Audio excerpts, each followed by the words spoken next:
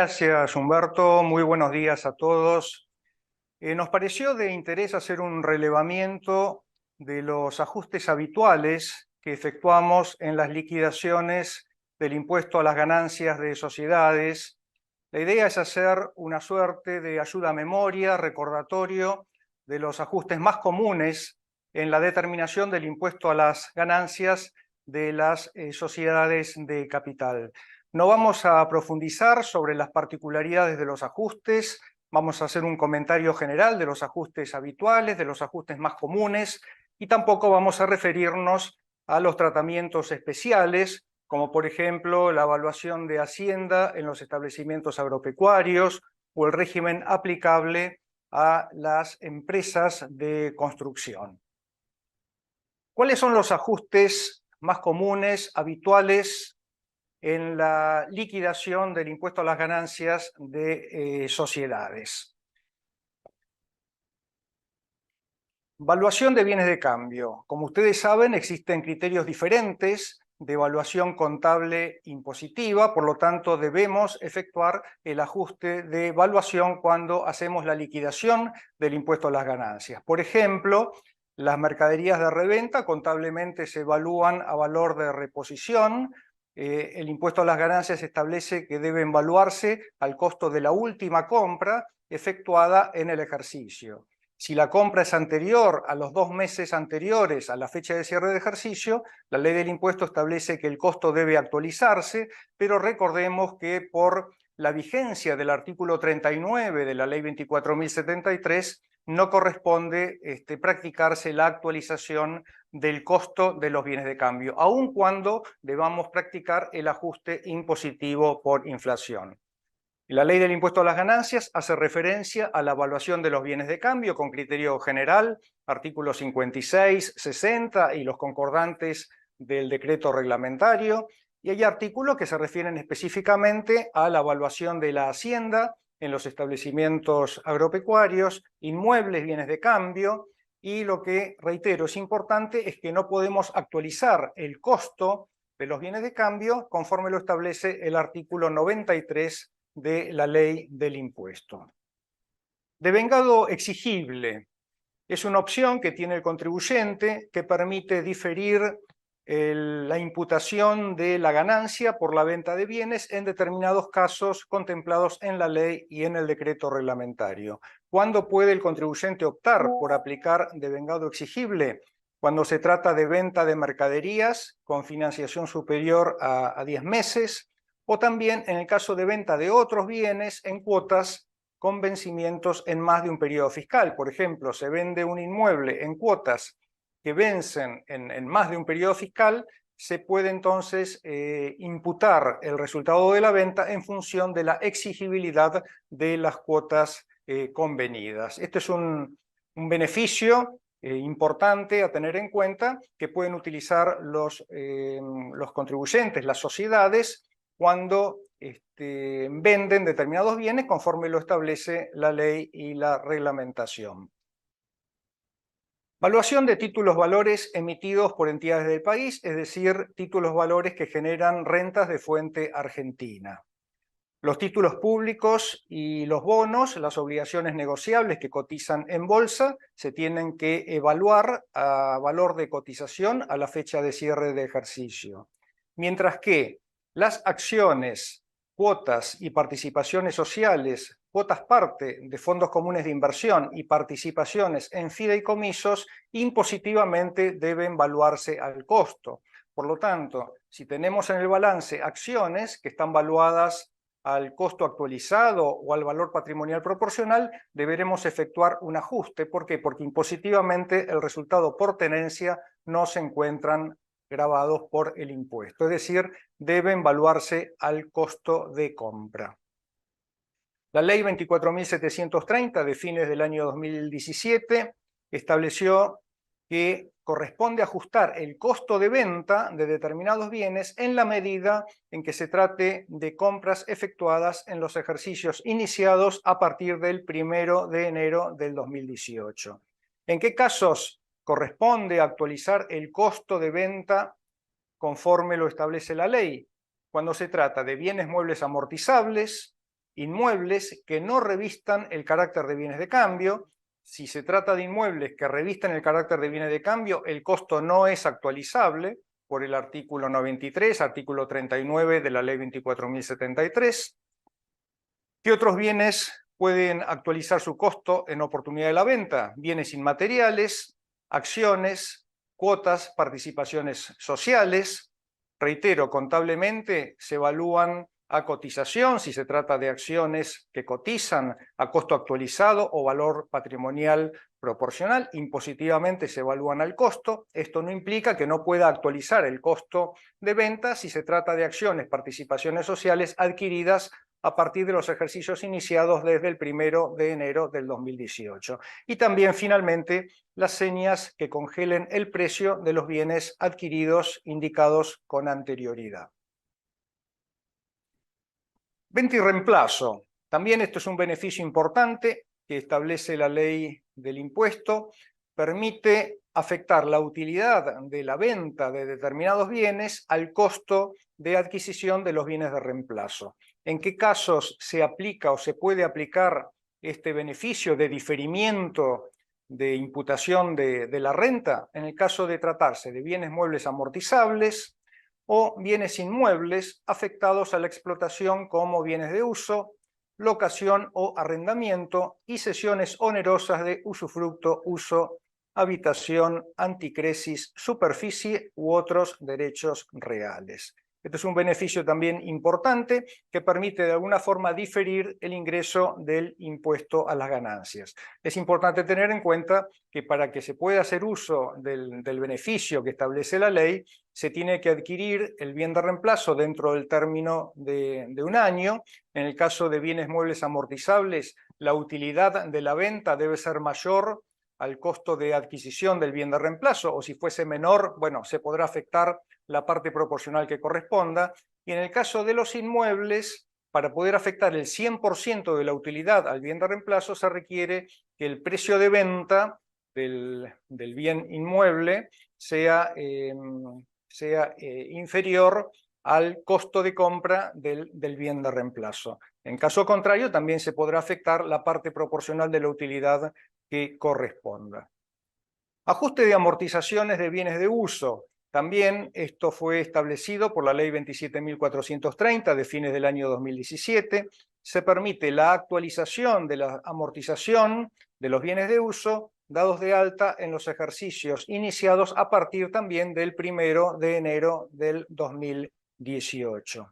Recordemos que la amortización de los bienes de uso es lineal por año completo. Por ejemplo, para un cierre de diciembre, si el bien se adquiere en enero, tiene la misma amortización impositivamente que si se adquiriese en diciembre, amortización por año completo, con la excepción de los inmuebles en los que se amortizan el 2% anual, la parte atribuible a la construcción, y debe proporcionarse por trimestre en el caso de alta del bien. Por ejemplo, para un cierre de diciembre, si el inmueble se adquiere en julio, tercer trimestre del año, la amortización de ese primer año será el 1% y no el 2%, por tratarse de una compra efectuada en julio para un cierre diciembre.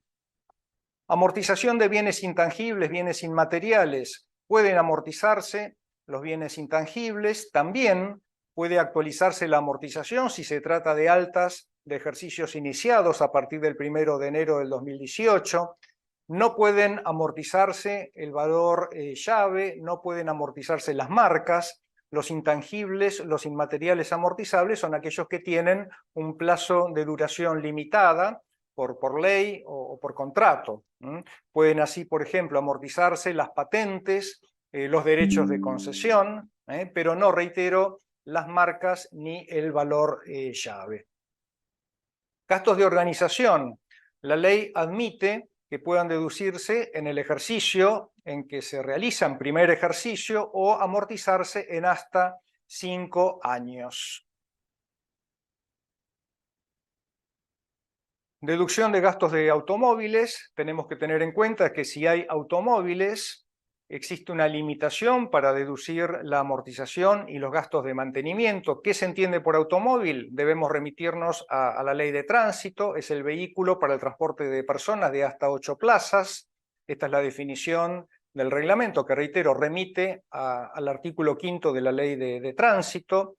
¿Cuál es el tope de precio de compra para deducir las amortizaciones? 20.000 pesos. Esto se ha mantenido inalterado desde el origen, totalmente irrisorio el valor, y el tope deducible de gastos de mantenimiento es de 600 pesos por mes, 7.200 pesos por año, cifra totalmente irrelevante.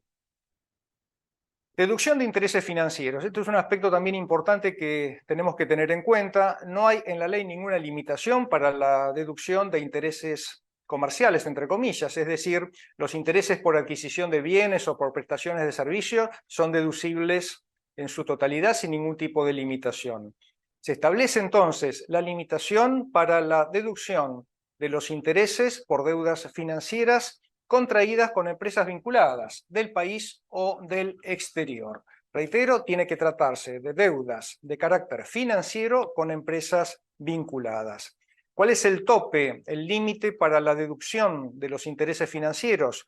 1 millón de pesos o el 30% de la ganancia neta del ejercicio antes de deducir quebrantos de ejercicios anteriores, intereses financieros, que son los intereses objeto de la restricción, y las amortizaciones admitidas por la ley del impuesto a las ganancias. De ambos límites hay que computar el que resulte mayor.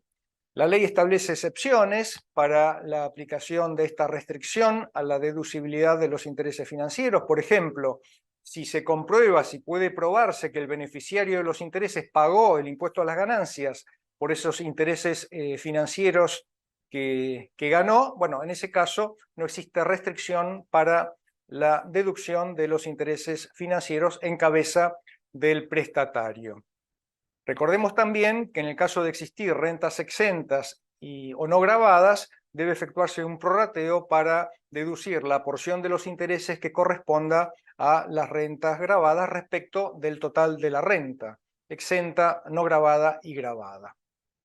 El otro aspecto, después vamos a volver sobre este punto, es el tratamiento de los gastos vinculados con dividendos que, como ustedes saben, son computables en cabeza del beneficiario, artículo 68 de la Ley del Impuesto a las Ganancias.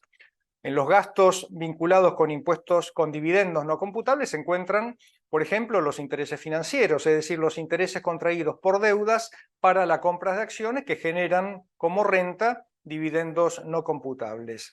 Estos gastos vinculados con dividendos, entre ellos los intereses financieros, ¿son o no deducibles? Bueno, ustedes saben, el criterio de la Administración Tributaria es contrario a la deducibilidad, porque considera que no computable es asimilable a no gravado y por lo tanto no admite la deducción de los gastos vinculados con dividendos.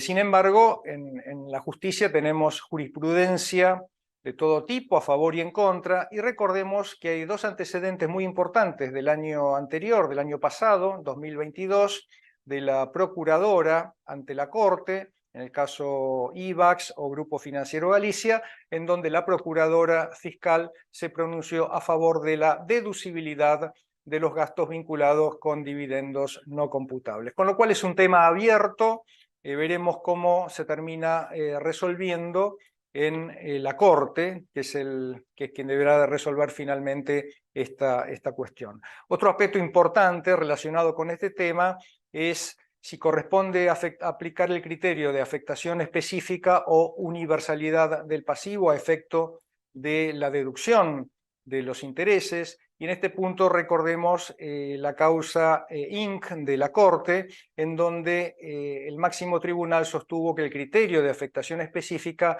no resulta de aplicación solamente a las personas humanas, sino también a las sociedades de capital. Con lo cual, este es un tema que está latente y habrá que ver cómo finalmente termina resolviéndose. Deudores incobrables es una deducción que admite la ley del impuesto para que puedan deducirse los deudores incobrables, tienen que estar vinculados al giro comercial, es decir, tienen que tener por origen operaciones comerciales, y se requiere que se verifique alguno de los índices de incobrabilidad que establece la reglamentación, y también que corresponda al ejercicio en donde se verifica el índice de incobrabilidad. Por ejemplo, uno de los índices es la iniciación de acciones judiciales, es decir, cobro compulsivo de la creencia. Bueno, verificada la iniciación de acciones judiciales, está verificado el índice y por lo tanto corresponde la deducibilidad de los deudores incobrables. Esto también es importante porque puede haber un tratamiento diferente, de hecho habitualmente lo hay, entre las normas contables y la ley del impuesto a las ganancias. Tratamiento de los dividendos y utilidades de otras empresas, artículo 68 de la ley del impuesto, como ya comentara, son rentas no computables. Acá la duda, como ya también lo comentara anteriormente, es el tratamiento de los gastos vinculados con esos dividendos y utilidades de otras empresas. ¿Cuál es el tratamiento del resultado de las UTE, participaciones en UTE?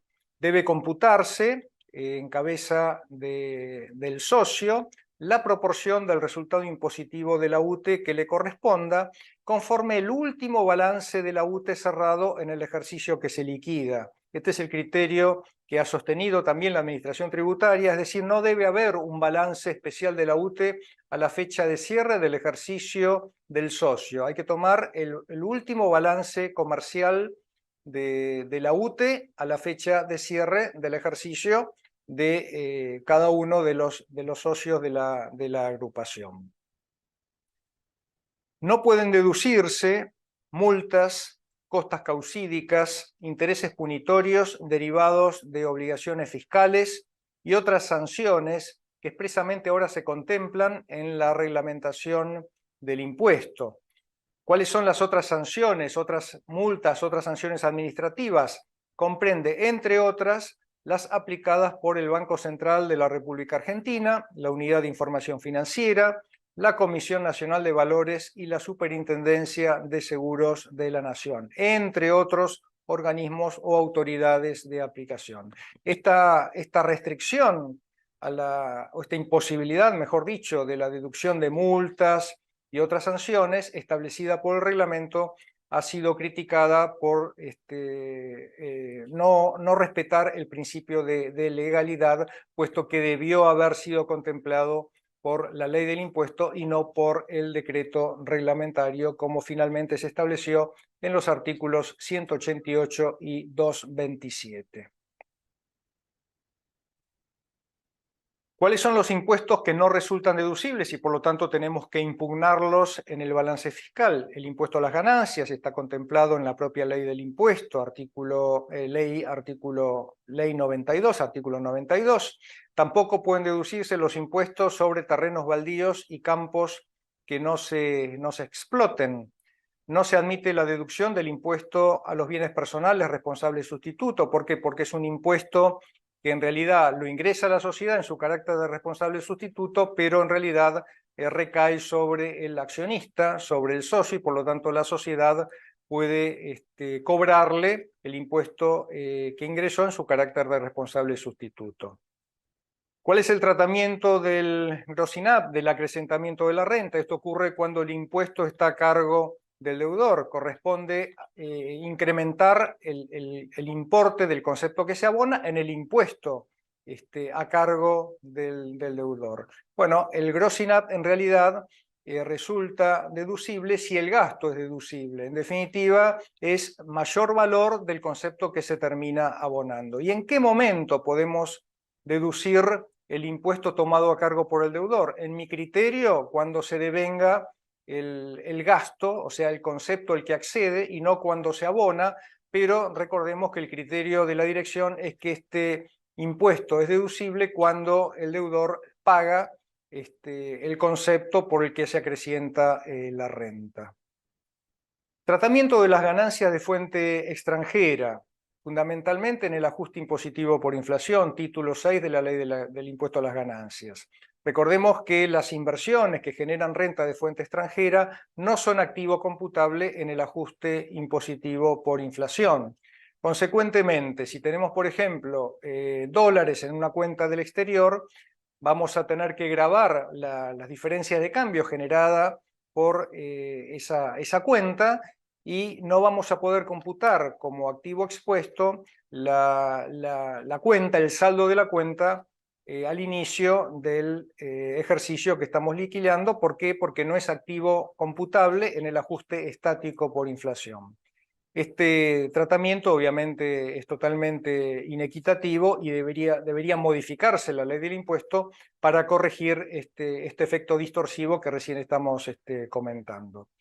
Esto no se verifica, por ejemplo, cuando se trata de otras inversiones en el exterior. Por ejemplo, tenemos títulos valores del exterior. En este caso, como el resultado por la venta se determina en la moneda del país de la inversión, es razonable que no resulte computable en el ajuste estático por inflación. Es decir, la tenencia de títulos valores del exterior no genera resultado alguno en el impuesto a las ganancias, solamente se generará resultado, ganancia o pérdida, cuando se enajenen esos títulos valores del exterior, pero como el resultado se determina en moneda dura, en la moneda del país de la inversión, es razonable que ese activo no sea computable en el ajuste estático por inflación.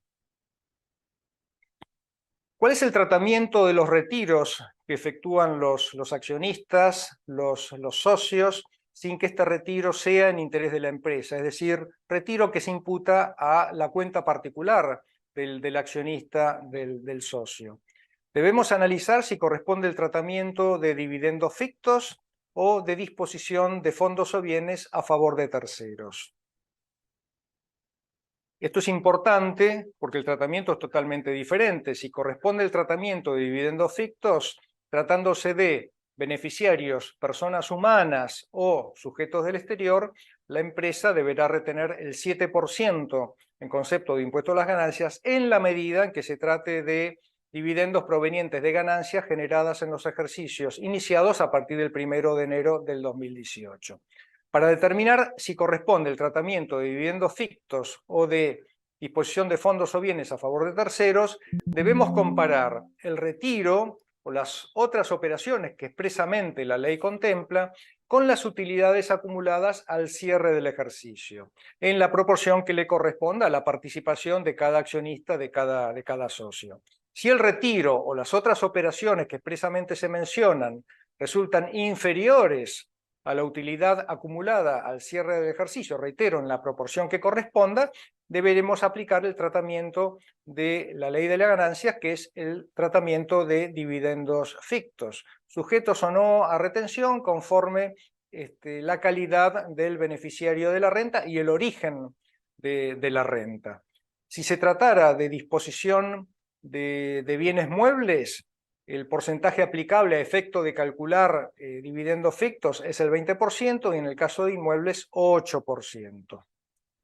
Si no resulta de aplicación el régimen, el tratamiento de dividendos fictos, bueno, en ese caso deberemos aplicar el tratamiento de disposición de fondos o bienes a favor de terceros, es decir, en el caso de retiro de fondos, habrá que calcular como interés presunto la tasa de interés del Banco de la Nación Argentina para operaciones de préstamos. Si se tratara de disposición de bienes muebles, aplicar el 20% a efecto de calcular los valores de la disposición a favor de terceros. En el caso de inmuebles, 8%. Y reitero, no se aplica el tratamiento de dividendos de disposición de fondos o bienes a favor de terceros si resulta de aplicación el régimen de dividendos fictos.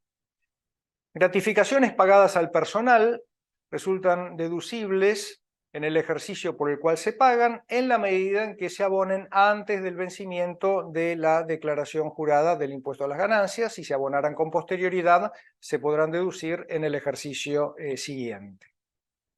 Gastos de representación. Existe un límite también deducible de gastos de representación, es el 1,5% del monto total de las remuneraciones abonadas al personal en relación de dependencia.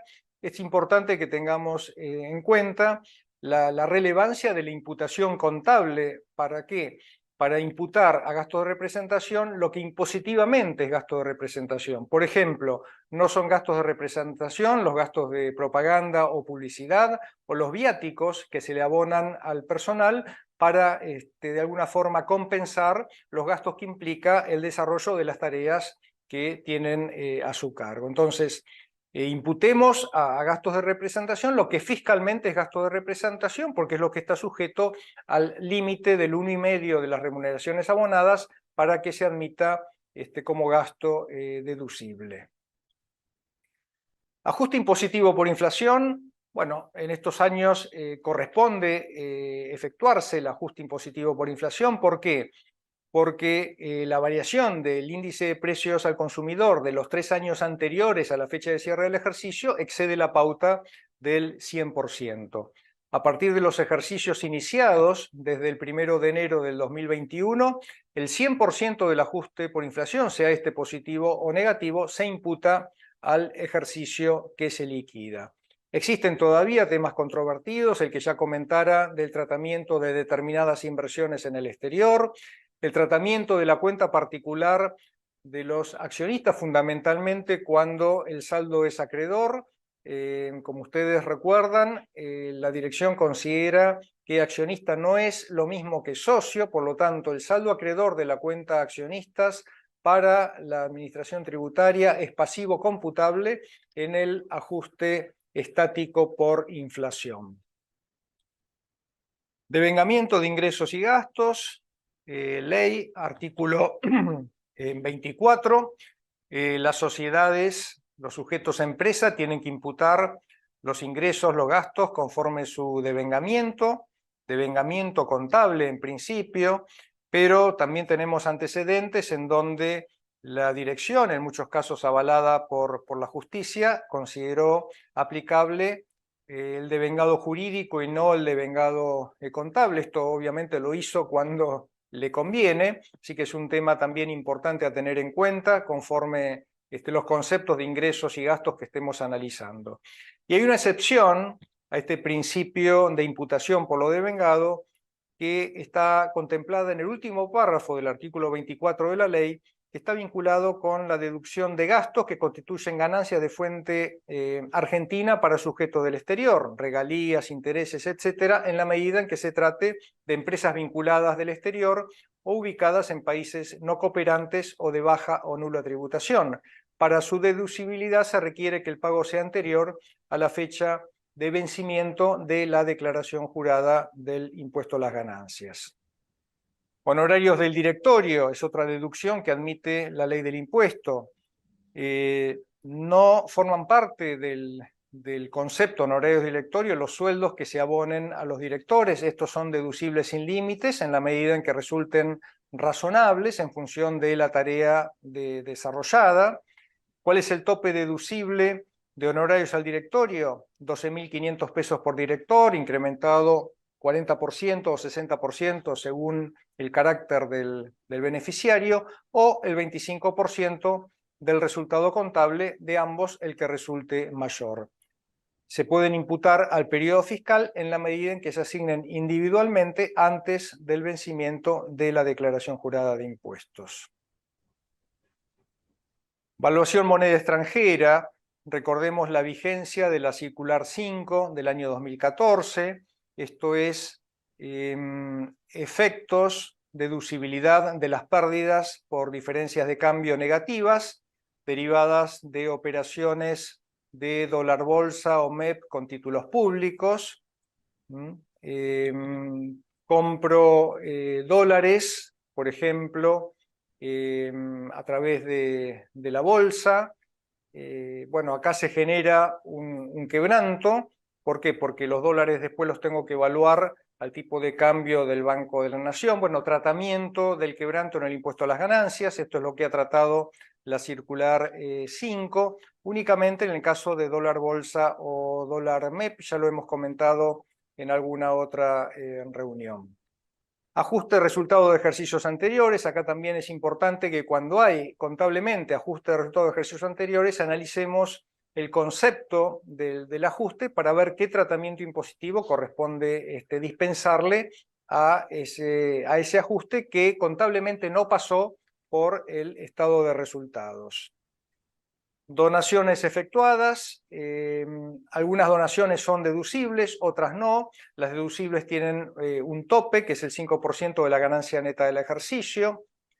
Operaciones con derivados, recordemos que la fuente está dada por el lugar de residencia del sujeto que obtiene el resultado, y que es el resultado con derivados es quebranto, es un quebranto específico, excepto que se trate de una operación de cobertura.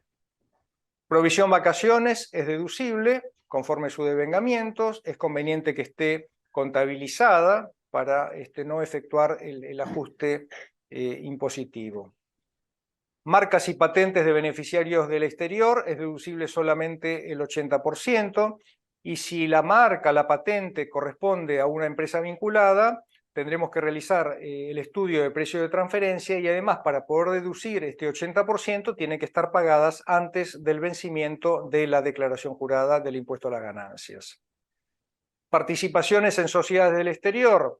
Tenemos que analizar si corresponde o no el régimen de transparencia fiscal del artículo 130 de la Ley del Impuesto a las Ganancias. Si corresponde aplicar transparencia fiscal, el dividendo no se encontrará alcanzado por el impuesto. En caso contrario, el dividendo sí estará gravado. Impositivamente, las participaciones en sociedad del exterior se evalúan al costo, es decir, no hay resultado por tenencia. De existir un resultado contable, porque por ejemplo las acciones se evaluaron a valor patrimonio proporcional, deberemos impugnar ese resultado contable. Precio de transferencia, es importante verificar si corresponde o no la declaración jurada y el estudio de precio de transferencia. Esto es cuando hay operaciones con compañías vinculadas del exterior. Y ya para terminar, últimos dos puntos. Hay un límite, hay un tope para la deducibilidad de las compras y gastos por operaciones con monotributistas. Esto está en la Ley de Monotributo, artículo 29. ¿Cuáles son los límites? En el caso de compras y gastos con monotributistas, por sujeto, 10% del total de compras y prestaciones de servicio, y por el total de los sujetos, el 30% del total de compras y prestaciones del ejercicio. Este límite no se aplica cuando las operaciones son recurrentes. ¿Y cuando las operaciones son recurrentes? En el caso de compra de bienes, cuando hay más de 23 operaciones por ejercicio, y en el caso de prestaciones de servicio, más de 9 operaciones por ejercicio. Termino con los quebrantos impositivos. Ley de Impuesto a las Ganancias, artículo 25, el plazo de caducidad es de 5 años aniversario, no 5 ejercicios. Esto es importante cuando existen ejercicios irregulares. Hay quebrantos específicos. Los habituales, ¿cuáles son?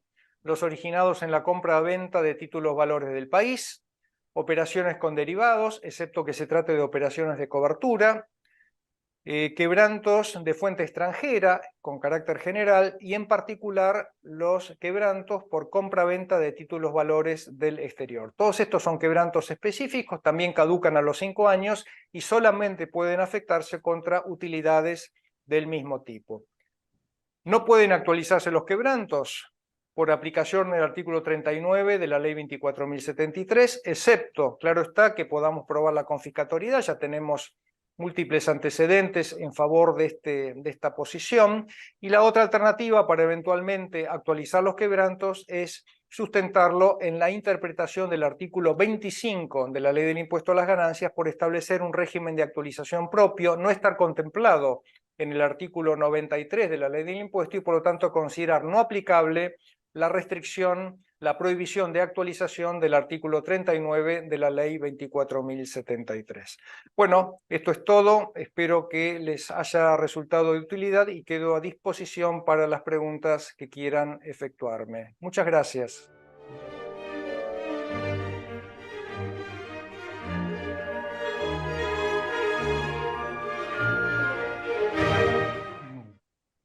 Bueno, varias preguntas. Se consulta el caso de una sociedad que se escinde en otra esta sociedad escisionaria recibe un inmueble. En la sociedad cedente el bien no sufre actualización para el impuesto a las ganancias por ser anterior a la reforma. Para la sociedad que recibe el inmueble, ¿se actualiza desde la cesión o respeta lo que hacía impositivamente la sociedad cedente y no actualiza el bien y por consiguiente las amortizaciones? Bueno, en realidad si la decisión cumple las condiciones de la ley y la reglamentación del impuesto, la sociedad escisionaria tiene que considerar el valor de compra y la fecha de compra del inmueble en cabeza de la sociedad escindente. Por lo tanto, si el inmueble se adquirió en los ejercicios anteriores a los iniciados a partir del 1 de enero del 2018, no podía actualizar el costo de venta y la amortización la sociedad escindente y tampoco podrá hacerlo la sociedad escisionaria. ¿Se puede actualizar la amortización de los bienes de uso afectados para la cuarta categoría o es solo para la tercera categoría? En realidad, la amortización de los bienes de uso se puede actualizar tanto sea los afectados a la cuarta categoría o a la tercera categoría, en la medida en que se trate de adquisiciones efectuadas en los ejercicios iniciados a partir del 1 de enero del 2018. Limitación en el impuesto a las ganancias de la deducción de gastos de mantenimiento de automóviles, 7.200 pesos por año. En el IVA, ¿puede computarse como crédito fiscal el total de los gastos de mantenimiento, el IVA de los gastos de mantenimiento, o solo hasta el 21% de 7.200? En el IVA se puede computar el total de los créditos fiscales, no hay limitación para el cómputo de los créditos fiscales de los gastos de mantenimiento, excepto el crédito fiscal correspondiente a las playas de estacionamiento o garage, que se consideran 100% no vinculados con la actividad gravada. Por lo tanto, el crédito fiscal de los gastos de mantenimiento puede ser computado en su totalidad, en la medida, claro está, que aparezca discriminado en la factura, ¿no? Si el retiro de un socio o accionista se considera dividendo o dividendo ficto, ¿corresponde hacer el ajuste dinámico en el ajuste impositivo por inflación? Sí, correcto. Cuando se realiza el pago del dividendo, legal o ficto, correspondería hacer el ajuste dinámico en el ajuste por inflación. Y en el caso de que esos retiros generen intereses presuntos, bueno, en ese caso no habrá ajuste dinámico en el ajuste por inflación. Gastos de representación, conceptos comprendidos. En realidad tenemos que remitirnos a lo que establece el decreto reglamentario del impuesto a las ganancias, artículo 221, claramente aclara que no se consideran gastos de representación los gastos de publicidad o propaganda y los viáticos y gastos de movilidad del personal en relación con las tareas que ellos desempeñan. Sí se considerarían gastos de representación, por ejemplo, los obsequios a los clientes, por ejemplo, por fin de año, o eventualmente la participación en eventos organizados por cámaras empresarias vinculados con la problemática del sector. En realidad, la definición del reglamento no es muy feliz porque utiliza a efectos de la definición el mismo término al que intenta definir. Dice que son los gastos que tengan por finalidad la representación de la empresa fuera del ámbito de las oficinas, establecimientos, etcétera, etcétera. Dividendos fictos. ¿Se aplica solo si el beneficiario es persona humana? En mi opinión no, es un tema que admitiría otra respuesta, pero ¿por qué considero que es aplicable en todos los casos? El artículo 48 de la Ley del Impuesto a las Ganancias considera ganancias de segunda categoría las que expresamente menciona, entre ellas los dividendos, y aclara el título del artículo que corresponden ser consideradas ganancias de la segunda categoría, excepto que deban ser tratadas como de la tercera categoría, artículo 53 de la Ley del Impuesto. Y el artículo 50, que es el que se refiere a los dividendos fictos, establece que se considera puestos a disposición en los términos del artículo 24 de la ley y cita los casos en donde corresponde la aplicación del tratamiento de dividendo ficto. Y el artículo 24 de la Ley de Ganancias es el que se refiere a la imputación al año fiscal de los ingresos y gastos con carácter general. Esto es tanto para personas humanas como para personas jurídicas o sujetos de capital. Por lo tanto, considero que el régimen de dividendo ficto es aplicable, tanto sea el beneficiario persona humana como sociedad o sujeto empresa. Obviamente las consecuencias son diferentes porque si el perceptor de los dividendos es una persona humana, habrá que retenerle el 7% en concepto de impuesto a las ganancias. Si se trata de dividendos originados en rentas generadas en los ejercicios iniciados a partir del 1 de enero del 2018, y si el beneficiario es una sociedad del país, no corresponderá la retención del impuesto. Bueno, esto es todo. Nada más. Gracias. Muchas gracias.